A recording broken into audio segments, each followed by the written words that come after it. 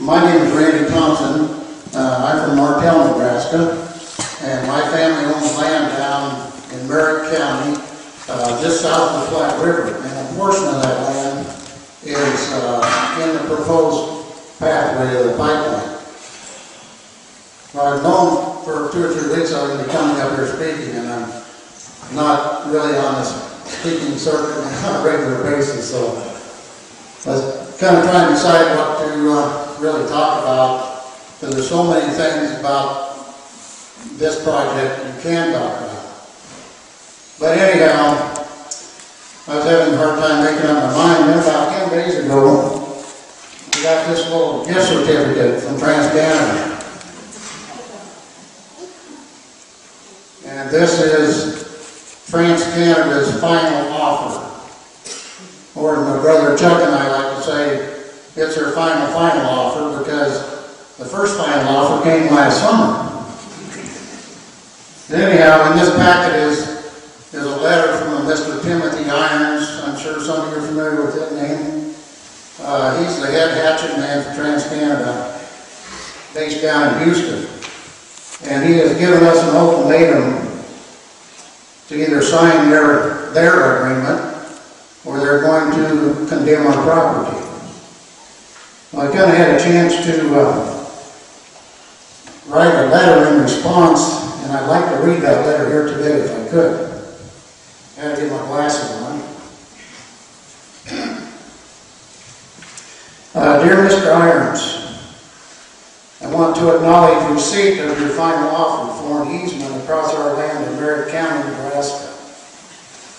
Perhaps we do need to settle this issue once and for all, because quite frankly, sir, after 3 years of your unwanted presence in our lives, we've had enough. We are sick and tired of you and your company. We're tired of your company's arrogant attitude towards us and our fellow Nebraskans. We're tired of spending most of our days defending our property rights from your unwanted invasion. We're tired of the relentless pressure your company has placed upon us and other landowners to sign agreements that we do not want. We're tired of hearing your boasts. This one really gets my blood boiling. Bragging about the 98% negotiated settlement rate on easement agreements, when the truth is you have gained most of these agreements by using what we consider to be intimidating and deceptive tactics. We're tired of watching you trying to buy support from our local communities. These are the same communities that we have supported every day for years, if not for generations, and we will continue to support. Long tired of hearing your claims of being a good neighbor, even though you're willing to put our water supply and other natural resources at peril, when an alternative route exists within our state that would greatly minimize those risks. Apparently your criteria for being a good neighbor is a lot different than ours.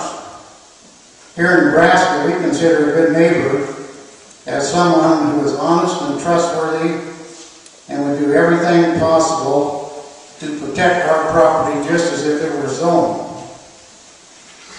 We're tired of hearing about the great benefits our state will realize from this project. The truth is that these benefits will be very short-lived, and our state will be left to serve as a conduit to the Gulf Coast. This may greatly enhance the oil company's profit margin by allowing them access to the global oil market, but this will do very little to benefit the state of Nebraska or its citizens.